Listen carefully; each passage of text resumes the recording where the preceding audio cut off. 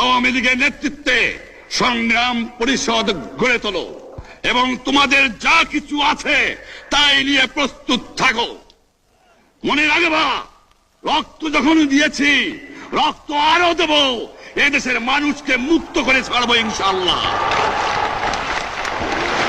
এবারে সংগ্রাম আমাদের মুক্তির সংগ্রাম, এবারে সংগ্রাম স্বাধীনতার সংগ্রাম। আপনারা আমার উপরে বিশ্বাস নিশ্চয়ই রাখেন। জীবনে আমার রক্তের বিনিময়েও আপনাদের সঙ্গে বেইমানি করি নাই।